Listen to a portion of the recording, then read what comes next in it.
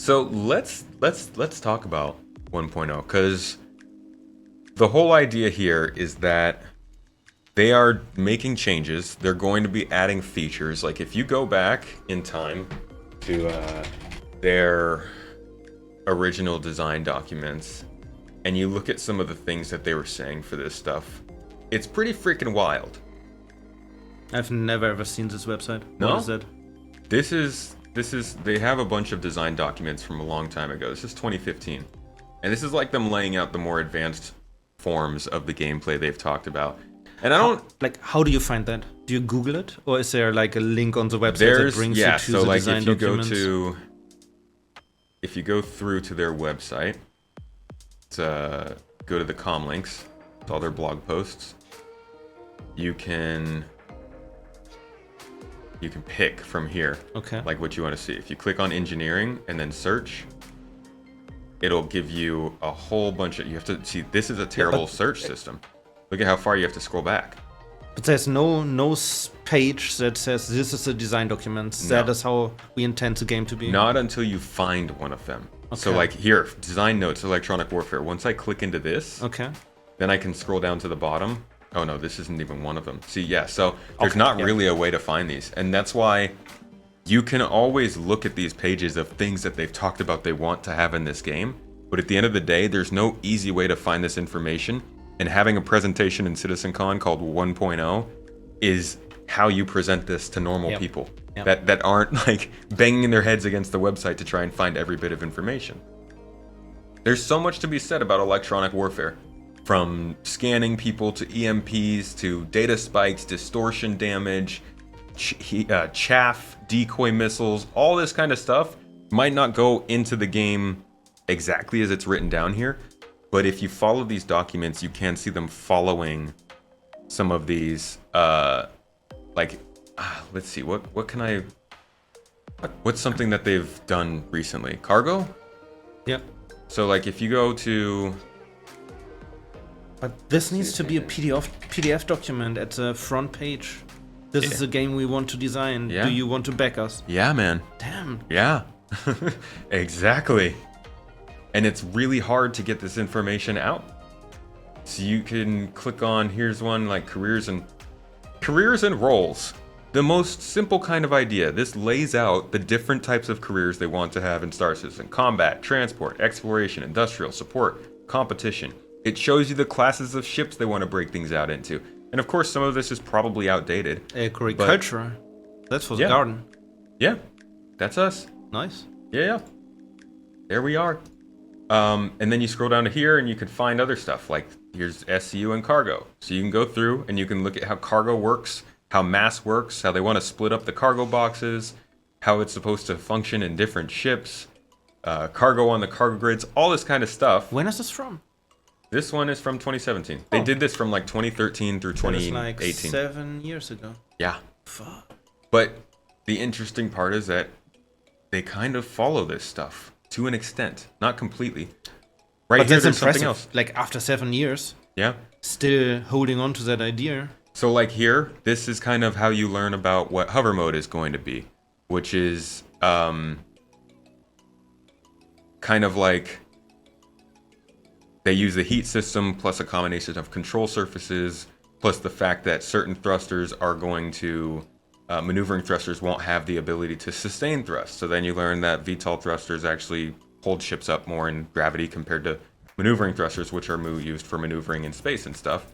And it kind of lays that sort of thing out for you. But again, that's like, I mean, one of the most important things in this game is picking a ship for what you want to do. Yep. If you wanted to fly cargo everywhere, you wouldn't have to focus on VTOL thrusters if you're only staying in space. And some people just want to fly cargo from space station to space station. Sure. But they won't know that VTOL thrusters don't really matter to them if they don't get told that kind of information. So it's just like, I don't know, that stuff is kind of annoying to me. Stranger Danger Explain. This is Lord Skippy. He came out to visit us before CitizenCon. He's part of our org, part of our community. And you'll see him as a mod in our stream as well. And again, this might not be what actually comes with the game. This is why if you read these, whether you read these or whether you don't, when they talk about Star Citizen 1.0, you can both be disappointed that it comes to reality that they cannot do all of the stuff they say in documents like this. It can also be disappointing in the fact that they are going to try and do stuff similar to this. Because, like, this is a lot, and some people don't want the game to get that complex. Some people do want it to get that complex. Whatever they end up doing with their talk at Star Citizen 1.0, it's not going to be both of those things, and it probably won't be either one. It'll be somewhere in the middle. So that's why when I say, are we going to hate Star Citizen 1.0? I don't mean are we going to actually hate it. Like, a lot of people who are psyched for this game will find something they enjoy in whatever they try to say is going to be 1.0. But I do think there will be disappointments for everybody watching. Yeah. Because there's just so much information that they've put out, they can't possibly meet all of this information. Yeah, no one knows how arcadey or how complex which system is going to be. Yeah. And that's what they're deciding, I think, for 1.0. Yeah. I mean, I'm guessing that's what they must have decided it by now, or else it's going to be an awkward talk. Hey, everybody. We want to talk about Star Citizen 1.0 today in this panel, but for the next 2 hours, we're going to tell you about how we thought about it and couldn't really come up with something, so we'll just take some questions. Okay, cool. Oh, that would be so nice. They don't take questions usually, do they? Dude, imagine. I would love that. Like, just imagine, though, if they... we'd be sitting there forever. Like, every con has, like, a row of people waiting into microphones, and then they take 10 questions. They used to do it. Back before, like, 2018, I think. Okay. And then they realized the more they answer questions, the bigger hole they dig themselves into Fair, before yes. the code is down. And, yeah, like, they... When is that coming out? This is like the... Next year. 10 with the chairman. They would take questions, and then Chris would answer them, and he'd talk No. about... He should not answer questions. Yeah. And they'd be like, okay, let's write this down for in 10 years when we might possibly be able to do it. Yeah. Repair looks interesting. Repair does look interesting. And I think this is like... I did a video on this earlier this year about Maelstrom. The Maelstrom system, I think, is what's going to make this at least kind of possible. And they haven't talked about it much because, again, I think... all of this kind of stuff is what they've reserved for the final point at which they could actually work on the real game they want to have, and also not work on Squadron 42 all the time. So that's the only thing we have right now, isn't it? The field repair multi-tool? Yeah, we have some component damage, so they're starting to get into this. Like, yeah. And again, we can see that they're following this stuff. They've talked about capacitors. They've talked a little bit about things like heat sinks. We've got our coolers, obviously. Power conduits, you can say, is your power supply or your relays that they have now. And that's all 2017, 2018? Oh, this is earlier. This is 2015. Damn. You got your module racks here. They talk about components on larger ships that would require a large number of subcomponents to function. And you can go back in the footage that we have. And you can... look at... I think fuses are considered subcomponents. But we also have some displays of subcomponents they've shown us in the past. So here's some animations that they had with NPCs accessing subcomponents. I don't think this is from too long ago either. This is from 2021, yeah. And the idea being that this is a power supply or something here, and you've got subcomponents inside of it, and the NPC is supposed to take it out, inspect it. You can tell those are kind of like fuses. So some of this stuff is stuff that they've stuck to. They just haven't fully fleshed out. And... well, but now the big question is, for repair alone, they won't have all of this in for 1.0. We don't know. No, that's why they've got to give us a presentation on it. But exactly. Like, there are like 20 of these documents. They're all highly detailed, and the work that needs to be done to get all of this in is another 10 years. It's gargantuan. Yes. Right. So you could go to like passenger transport when people are like, why would I care what kind of ship I fly? Why would I care if I have an origin ship? And you scroll through this and they talk about how there will be a reputation system. They talk about how there are going to be affinities, likes, and dislikes that NPCs have that would make them decide on different types of ships, which they talked about with the quantum simulation. All this kind of stuff is stuff that they've stuck to sort of doing. But yeah, I don't think, a lot of this could possibly just not make it in for 1.0. And there's the disappointment. Yeah, absolutely. But it comes with the promise there will be a 2.0 with more systems coming online over the next 5 years and stuff. Yeah. I don't think this is 1.0, that's a basic viable game that's playable, means that they're done. Yeah, no, of course not. No, it's definitely a minimal viable product. It is there. Oh crap, we need to make a game kind of target, as opposed to we're gonna make the game, we're gonna launch it. It's what people think Star Citizen is now. A lot of people think Star Citizen is made to play, get started on your character, on your universe, and do all your stuff, and then we will throw in updates that add more functionality. But until they stop wiping the game, until we're guaranteed that there are no more progress wipes, that the ship that you earn, the things that you earn, there's no way you'll lose them unless you lose them in game, that's when 1.0 hits. And I think that's the target they're going to set here. Yeah. Not necessarily that we're done developing kind of stuff. But you look at this. That's a point where I start hate the game. Because I crash my ship all the time, and then it's gone. Me too, dude. I hate losing. Nah, I can't wait for that, man. I cannot wait for that. I'm tired of not playing this game seriously, and that's partially on my own. But so then there's this kind of stuff, looking at how cargo interaction is going to work. A lot of this is like outdated videos. This again 2015. So some of this is outdated. Grabby hands. It's 5 years ago. It's like kind of 10 years ago. Yeah, like 5.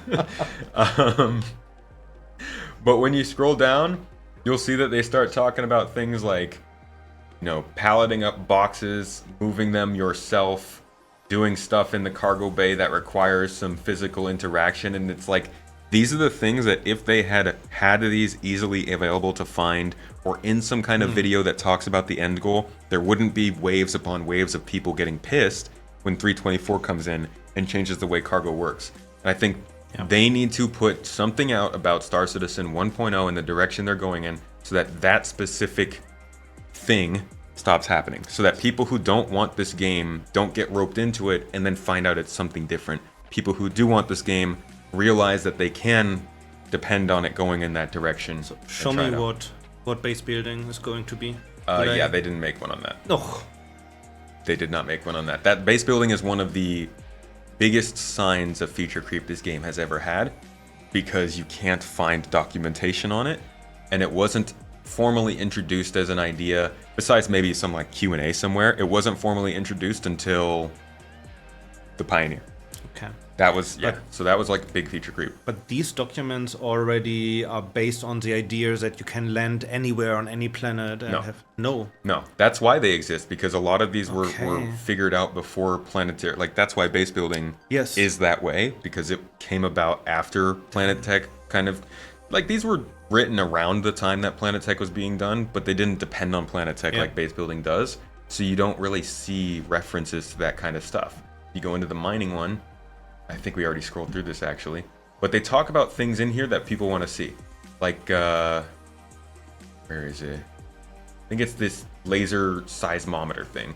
Shows you the individual tremor within an asteroid as well as the superposition of the various waves. It also shows the vibrational threshold, these freaking words they choose, the vibrational thresholds for any seismically sensitive materials contained within the asteroid. I love that, because that's scientific. Yeah, it's very cool. And they're getting away from that slowly. I don't like that. It's very freaking I want sick. superpositions. So, like, are they going to change mining to represent asteroids as a material that you have to break through with nuance, or just something that you heat up and explode?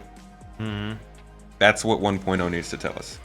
Are you going to keep going towards this direction, or are you going to stick with kind of what you put in as your placeholder 3.x implementation? Because the Orion needs something, right? That makes it special. Needs something that makes it better than the Mole and the Prospector. Because imagine if it was just a bigger version of a Mole. But they won't get the Orion in for 1.0. I don't think so. Maybe not. And it'd be really cool. Mining is... Look at the ship. Yeah, it is. It's just dope. Why is it mixing, though? Dude, because it's cool. Also, it's like, if two spin in one direction and only one spins in the other, it will get some... That's not good. It's not balanced. What is this concept? But mining kind of works. I think, like, I'm not a miner, so maybe I offend everyone who's really industrial out there, but I think mining is at a good point right now, isn't it? I mean, it's good for what the game is right now, but if they really want to have a game where each gameplay segment is providing people with hundreds of hours of stuff, it needs to be deeper than it is right now, Yeah. What we have right now is good for where we are, but it's definitely got to continue. Is anyone using these things that I can plug on an asteroid and make it easier to break. They have these, I don't know, attachment thingies to asteroids that you can Oh, tune. the gadgets. Yes. Are these used? Yeah. Okay. Yeah, they get used. I mean, from people that I hear do mining, they definitely still help. Okay. Here's another big one that I'm sure is going to come up at this talk. Oh my god. This talk is from 2013, and this is like a really divisive part of this game and the idea behind it. What do you know about Death of a Spaceman? Okay, so you die. You lose health. That is permanent. Like, if you injure your arm too often, then at some point your arm is dead and you get a replacement arm. So, like, injuries carry over during respawn, I guess. But at some point you're out of lives and your DNA degraded too much. If you don't go to a specialized doctor or researcher to fix you up, you die. And then you become your own daughter, son, whatever. Get some part of what you owned before. I guess there's like inheritance tax as a money sink. Yeah, that's kind of the idea behind it. The thing is, and I can see it happening in chat, people consider that Death of a Spaceman as one solid target and not like a spectrum of possibilities. So it's not just permadeath. It's easy to summarize it up as permadeath because that's a word that everybody understands. It's hard to summarize this all up into one word. But overall, the idea behind it is that your body in the game is a physical thing that has wear and tear. That's what I get from it.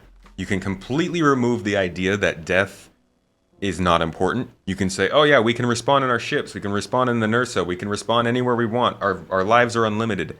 That doesn't really matter. What matters is that the damage you take from dying carries over, like you said. So if you are going through a lot of pain and suffering, let's say you are standing next to a mining rock that you explode and it obviously knocks you out. You are doing some salvage and you set off a salvage charge in the ship and it blasts you out into space. These kinds of things do damage to your body. If enough damage is done, even when you get regenerated, eventually you have to do something to make up for that damage. And we've seen already the work that they... Jesus, I am bad at typing, huh? We've already seen the work that they've done to try and emphasize that this will be something you have to account for. They're working on Cybernetics because as you respawn, if your body becomes too abused over time, you might have to replace your arm, or you might have to replace your leg, or you might have to, I don't know, get something that makes up for that. It doesn't mean that you're going to be extra strong or something like that. That's a Drake leg. No, they've got the Drake components here. You got like some nice stuff, right? Yeah. I love this one. It's the real Deus Ex. Here's the Drake stuff. Okay. There you go. Oh yeah. Yeah, there nice, you go. nice. That's what you want right there. You want those creaks. You want to catch that wire on the side of the doorway and lose complete mobility of your arm. Perfect. But yeah, the point is to try and add value to the life of your character, and you can actually go to the Regeneration, Ibrahim Spheres, the whole thing that they have for this. They released back when it started. Why would somebody who's playing for the combat care about a loss of money, rep, etc.? Why would that upset them? Why would somebody who's playing for combat care about loss of money or rep? Well, that sounds like a question that the Star Citizen devs need to answer. The Death of a Spaceman is permadeath, where you create a new character that inherits stuff from the old character. Terrible idea for an MMO. Did you just ignore the... Did I not just say that wasn't the case? Well, they don't inherit everything, I guess, but some. It's also not just permadeath. Like, we're literally, we're talking about how it's not just permadeath. Yeah, it's not the moment you die, you respawn as your inheritant. Yeah.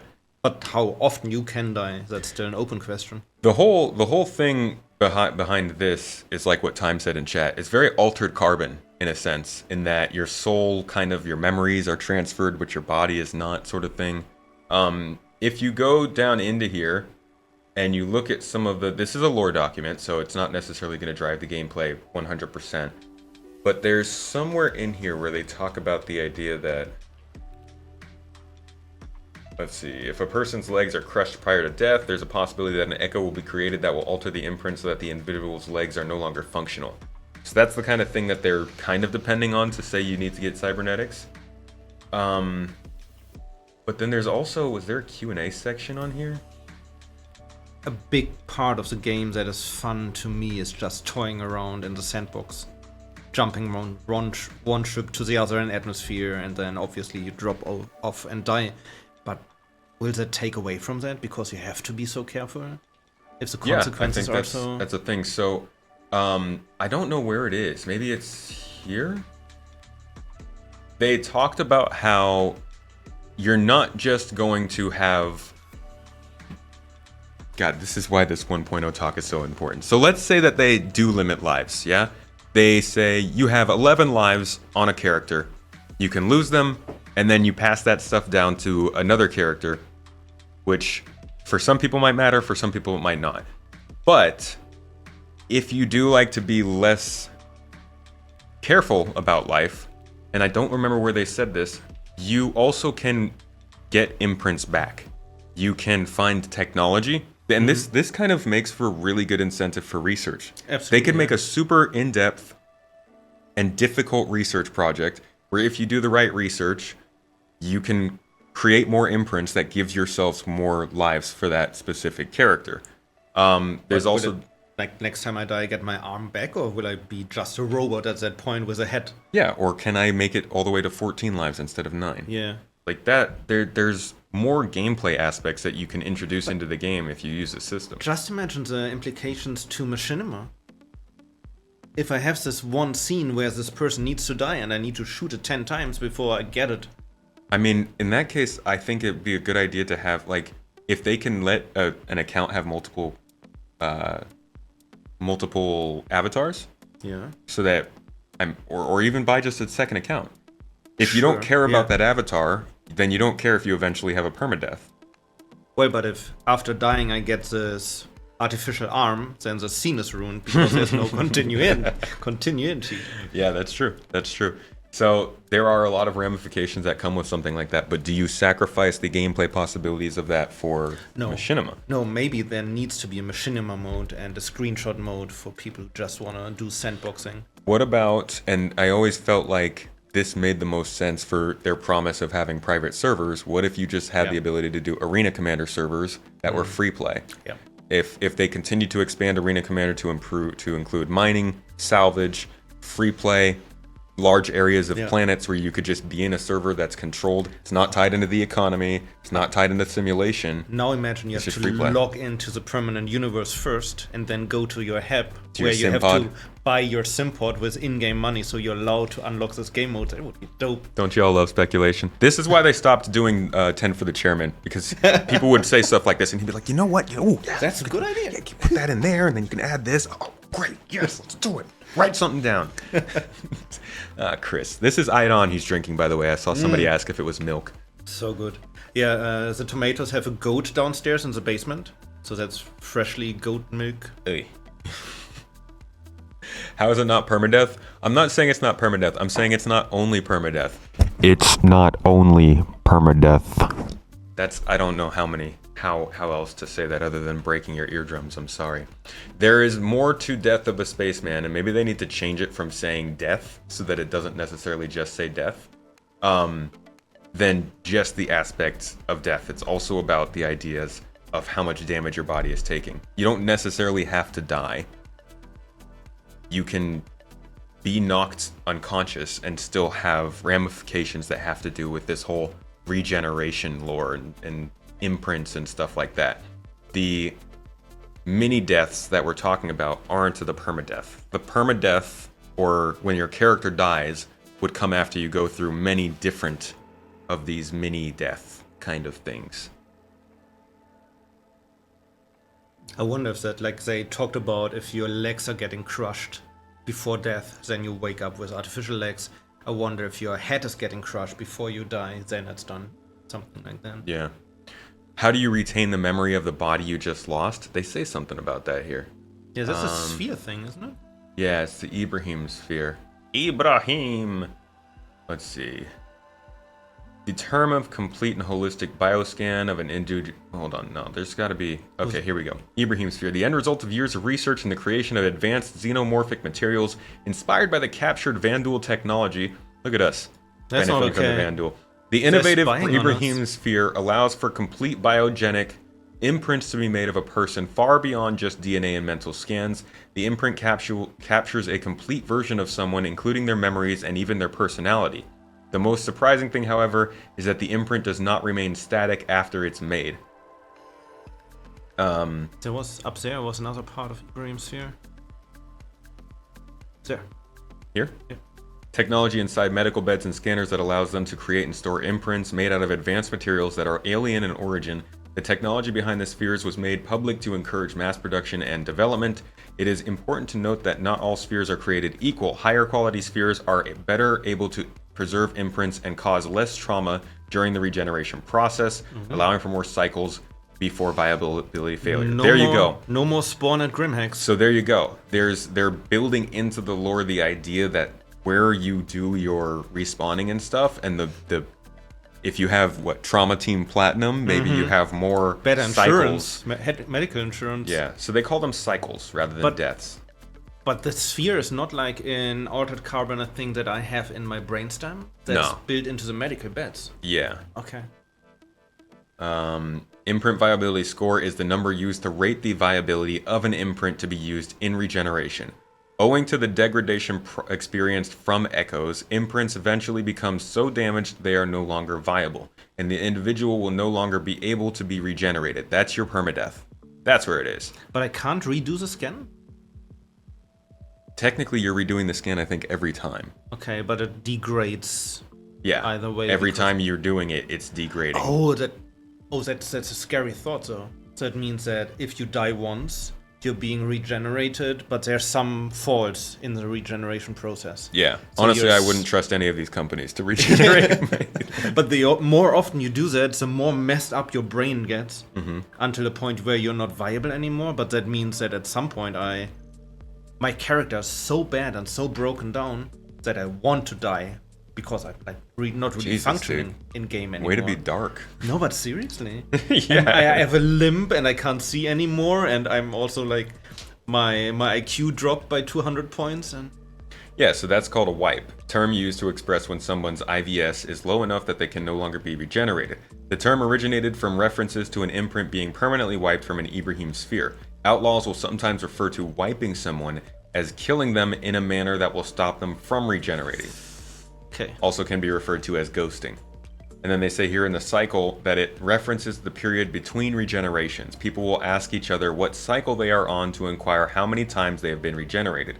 People are sometimes impressed by how long others have gone without needing a regen. Honestly, this would be cool even if it wasn't a gameplay mechanic, because it adds so much to like what are the NPCs talking about when you run into them? What kind of things do they say on a mission? Like, hey, I'm this person, head of this gang, and I've only been through 3 cycles, kind of thing. Cool cultural, Yeah, right there, like it adds. These are the sorts of things I think really help an IP over a long period of time that might not really matter that much right now, and we just want a game to play. Also imagine people on a high cycle, how careful and scared they must be. Yeah. In lore. Yeah. Because they're gone. Yeah, this is something that we hear, like they used in Cyberpunk. In missions, they would talk about like the people who maybe are the people who did, what's it called, brain dances. Never played so. Oh, okay. They have this thing where basically you can have something in your head that records the emotions, the visibility, the smells, all the senses of somebody. Okay. And then it can be ejected, and you can actually read it through a machine and watch what they call a brain dance. First person. Yeah, to experience it all. I feel like those are the kinds not a violation of privacy at all. But I feel like those are the kinds of little bits of interesting lore that can complicate the gameplay more with stuff like this. Like, what if we run into something like this in a side mission in Squadron, where it's all based around the idea of somebody on a late cycle and they need something specific done, and they need like you to find some research or some kind of crafting material that can help them repair their Ibrahim sphere. I like that kind of stuff. But Orc missions. Like imagine you have Orc members on a high cycle. yeah. And then the orc coming together and trying to give them more regeneration cycles. Yeah. It's ultimately, I don't know what they're going to do with this, but this ties very closely into the idea of Death of a Spaceman, which at the end of the game, at the end of the day, is about degradation, it's about wear and tear on your body, and it's about going through these cycles. And it was interestingly inspired by Demon Souls, which is not something where you would expect. And it also has some references to EVE Online too, which I think has like cloning. I love this reference here. Shows how far they've come in sort of changing the game. In EVE, death is allowed for in the fiction and is balanced out by the cloning mechanism, which allows the loss of property but not your character's skills. In parentheses, he says, as unlike Star Citizen, your character in EVE has RPG skills that you learn. You don't have RPG skills you learn in Star Citizen, but we do know that character skills are coming, and that's probably another thing we're going to hear about at CitizenCon this year. Mark my words. So we'll see how that works out. But then the in-game gyms are finally have a purpose. We're back in GTA 4, baby. So yeah, this is another one of those aspects that really needs to be discussed when it comes to this Star Citizen 1.0 stuff. And it's something that's going to mess people up. Oh, here we go. Okay, this is where it was. So somebody asked, how many lives will I get? The exact number of lives, or cycles as they call them now, will be balanced as development of the game progresses. The intention is to allow multiple deaths, quote unquote, before you're properly dead. So expect to wake up in the med bay at least half a dozen times, if not more. And getting to this point won't be common unless you are participating in a lot of boarding actions or flying in areas where there is no law and order. Now, something they've also said about this, since this document, is that actually dying in this game won't happen that common. Most of the things that normally kill us right now will just send us into a down state. Yeah, but the best way out of a down state right now is backspace. Right. That's because the game's not done. But even if it's done, it would mean that you're sitting in front of your screen, you have to wiggle the mouse every 10 minutes so it doesn't log out. Right, but we don't have AI medics. Oh, fair. So okay. That's another thing that they're like, okay, Star Citizen 1.0, if you get downed, you're not going to have to sit there for 15 minutes and wait for a player. There will generally be AI medics there. 15 minutes would be nice. Yeah, I mean, depends on how much the person that's coming to get you is f***ing around. But ultimately, it's like there are so many missing components, it's hard to imagine how this would work. And again, that's why we need a talk about Star Citizen 1.0 to help understand how it would work better. Imagine the emails to support of, I got stuck in this cave in the rock and I had to kill myself. Glitches are the big, that's the big problem. Because glitches are never gone. People will ask CIG support to undo the one death date if it has such a big impact. Okay, but then we get to the next part, which is down.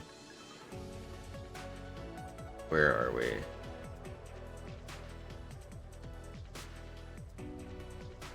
Where is it? There's a point here.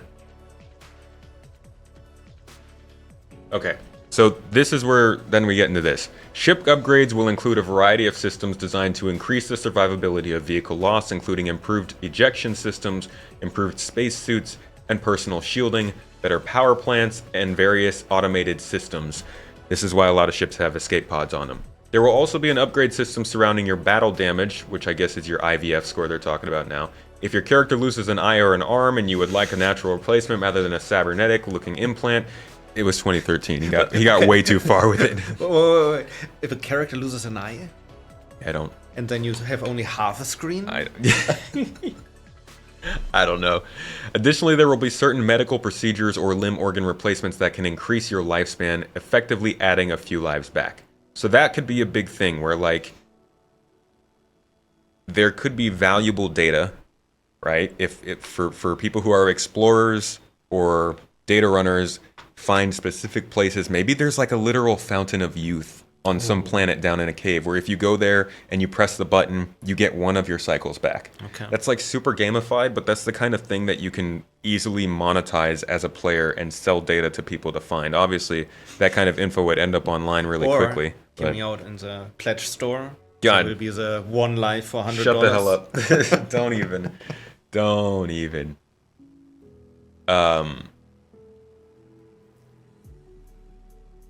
people will definitely ask for a death refund. And that's kind of the battle that they have to play between how much do they make this matter to the point where people care about dying, but also how much do they still give it some leeway, because you can die from glitches, you can die from weird things happening, and ultimately people still want to be able to get involved in combat and stuff. I think making sure that you can have private instances in Arena Commander will help a lot in letting people try out more interesting gameplay without, treading on this sorts of stuff. But it's still, for making the game matter, there's just a lot of complications here. Do you think any of this will be in Squadron? Yeah. That's why they made it, I think. Okay. Well, no. I don't think you'll be able to permanently lose your character in Squadron. Like, if you die 10 times, you have to start over from the beginning? Funny enough, that's where, like, his whole thing about this came from old games like Pac-Man, I think he says here. Where, Pac-Man? Yeah, so if you read this, he talks about, I hate the current game trend in single-player games where the game autosaves every 2 seconds, and if you die, you just start a few steps earlier. This makes you a lazy and sloppy player. No way. No, I hate Squadron as well. Chris Roberts, 2013, putting us on blast. I need that. I bullied my way through games Squadron. like Mass Effect or Gears of War, running in guns blazing, knowing if I died, I would always just respawn a few steps earlier. In Wing Commander or Privateer, you had to complete the mission to move on. So like the other games like this used to be like this. Like Wing Commander was a finish the level kind of thing. There were no mid-mission saves. This created a sense of anxiety towards the end of the mission. Great. If you were badly damaged. That's what we need. Yeah, so like, are you going to go with what you want to do as a spiritual successor to Wing Commander, or are you going to do what's kind of more normal for games right now? Mm-hmm. And then he brings up Demon Souls. He's like, I like how they handled death and reincarnation of your ghost and body, that it was consistent with the world and fiction, and because you couldn't save mid-level, clearing a level, especially after a difficult boss, was immensely satisfying. So I do think in Squadron, there will be a midpoint. He says, in Squadron 42, this is pretty easy to achieve. You need to complete the mission to move forward, and you can't save while out in space. So they might do it where if you leave the Idris, that's it until you return. Shorten the quote and say Squadron 42 is easy to achieve. And again, this is 11 years ago. So like, this is why I sound like a broken record today, but this is why they need to now make a statement, a full panel, a full discussion about where this game's going to go. Because like I said at the beginning of this, there's so many pieces of information like this out there, and some of it might be outdated. What we're reading right now might be completely thrown out, and we don't know because they haven't addressed it. So having a Star Citizen 1.0 discussion is not just about hyping up and getting people excited for whatever that's going to be next year, 2 years, 3 years, 4 years, 8 years from now. It's about setting expectations on how the game's actually going to function. And I think once they tell us what they want to get in for 1.0, I don't think they will give us a date. Oh but God, I hope not. If they tell us what they get in, that's a pretty good basis for figuring out how long it will take. Yeah. Jesus Lord, though, I hope they don't say anything about, like, not even a year. Next year. Don't even say a year. I don't think it's less than 3 years away. But like, don't even say that. Just let it be. Just let us know what's happening in the next year and what the long-term goal is. Do you think they will show off personal habs at CitizenCon? That is actually another big thing that I think they need to address at their 1.0 panel. So, besides base building, one of the biggest initiatives I think they've ever talked about, or one of the ones that has the most possibilities, is building interiors. Do a little introduction of what that is here. Point.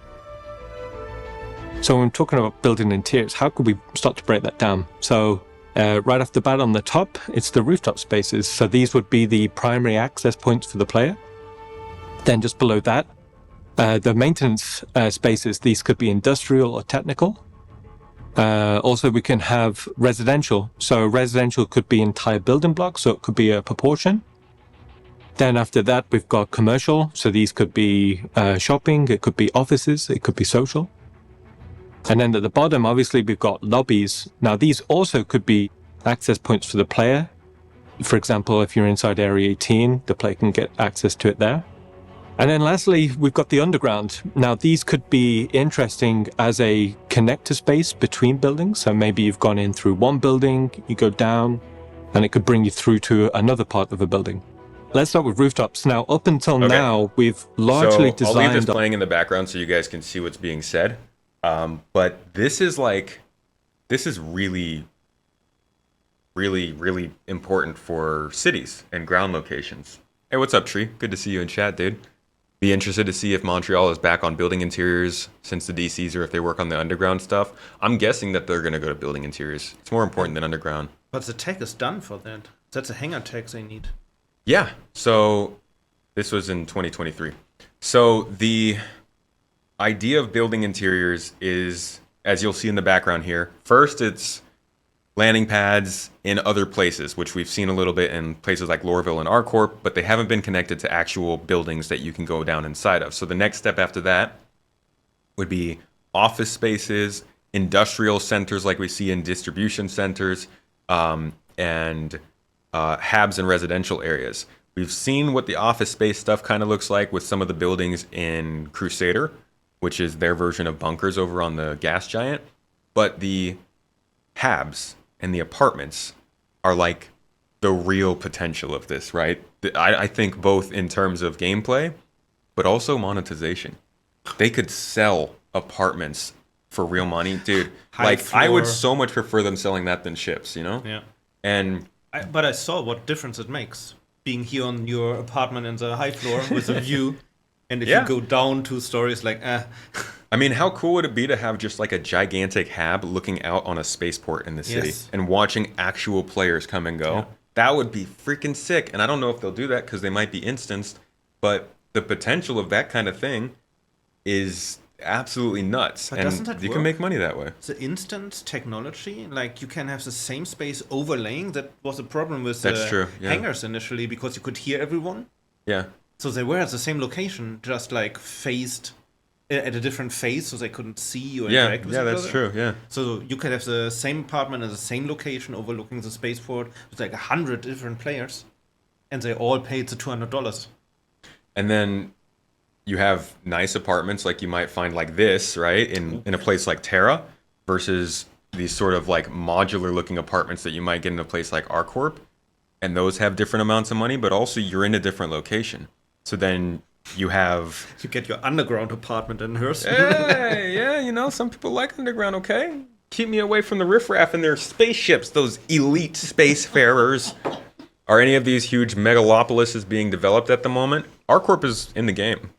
Will we have these cities in less than 2 years? Which cities? These are all existing cities. So you're seeing ArcCorp. Those would have been ArcCorp. All of this is ArcCorp. That's ArcCorp. That's ArcCorp. That's ArcCorp. Yeah, it's interesting that they show concept art because all of this is in game already. Yeah, this is Hurston. And you can tell by the architecture where it is. This, I don't know what this is. That looks like ArcCorp. And there's even some with like views. Yes, literally Hurston Dynamics up there. So a lot of this stuff is in game. This is more the stuff that goes into the cities that we already have. These aren't from other systems now. These are just ideas. This is literally just concept art talking about ideas. These aren't places that they're literally going to put in the game. Didn't they talk about how you could get a companion animal like a dog as your friend at some point? Now imagine you're living in ArcCorp. I want a space cow to follow me around so I can pet it. But imagine your hab is an ArcCorp, and now you have to walk your space cow. So you have to put it on a spacecraft, fly it over to Microtech, let it graze for an hour and fly back. And if you don't do that once a day, it shits in your entire apartment. Oh, man. I hope if they do talk about building interiors, they talk about the rework for ArcCorp we need. Because ArcCorp is the only city now that needs to be remade to support these. Lorville is good, because that was the oldest one that got updated. Orison and New Babbage were built with this in mind, so those buildings are already updated for it. So ArcCorp is really the one that they need to talk about, and ArcCorp is supposed to have green areas too. Yeah, some vegetation and some water for your cows. But yeah, this is a really big part of the game, because this is like These are mission spaces. These are spaces where you can meet mission givers, NPCs, important people. These are areas that, like, every game we play from Cyberpunk to Starfield to Elder Scrolls to Wukong, like anything that has Death Stranding, anything that has missions in it that are outside of the main quest or even in the main quest, you need to have places where those things take place. And the more diversity they can add that has this stuff, the better. That's why they've made things like distribution centers. Now imagine they're like auto-generated missions you can take to clear off the cow dung from your apartment. Good in lord. ArcCorp. All I need is pizza delivery missions around ArcCorp.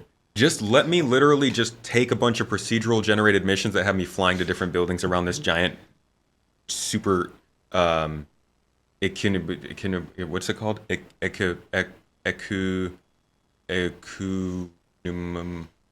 Ecumobopolis? Ecumobopolis? What's the word? For what? For a planet covered in city. Ecumenopolis. Ecumenopori. Ecumenopolis? Is that it? Yeah. Yeah, that's it. Ecumenopolis. Okay, good lord.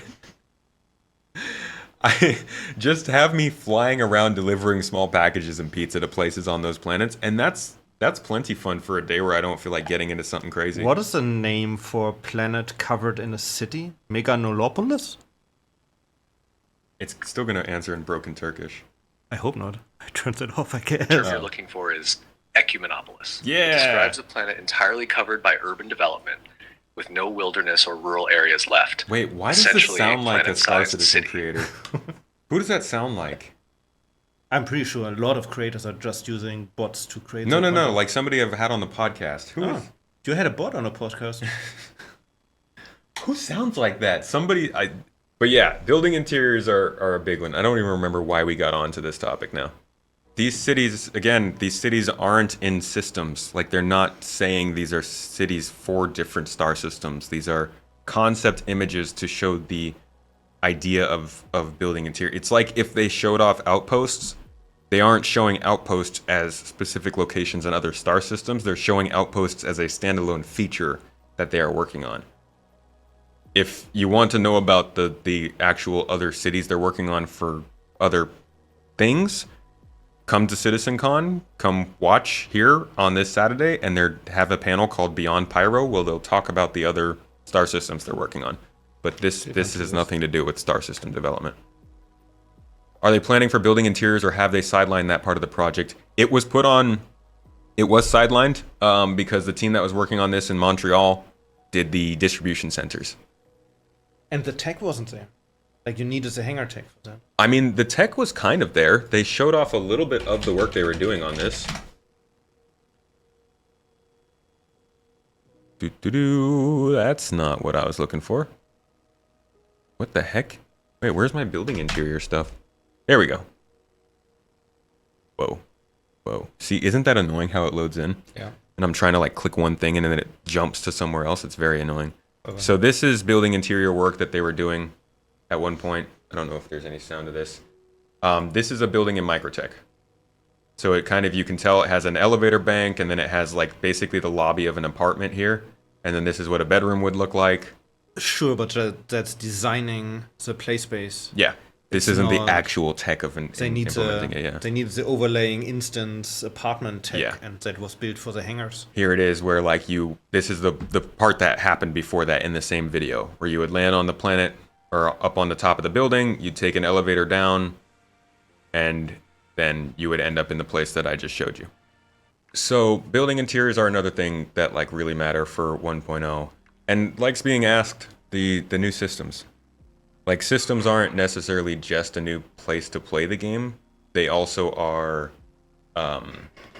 factions, law systems. Like, playing in Nyx is different from playing both Stanton and Terra, or Stanton and Pyro. Playing in Terra is different from playing in all three of those, because Terra is a UEE controlled system and it has higher law. Nyx is a lawless system, but it has a faction that's more reliable than Pyro, which is run by gangs. What you said was feeling different. That's something I found interesting from what the Evo players reported on playing the jump point tech demo, Mhm. being in Pyro felt different. Not even because of gameplay, but because of how the skybox was colored, how the music was. Like they said, it had an intrinsic different feeling, like a creepy, eerie one compared to Stanton, which is pretty cool. Yeah. Like if they can make Star Systems feel like different games, that's amazing. The probably last part of all of that would be most important would be the missing professions we have. Things like data running, exploration, personnel transport,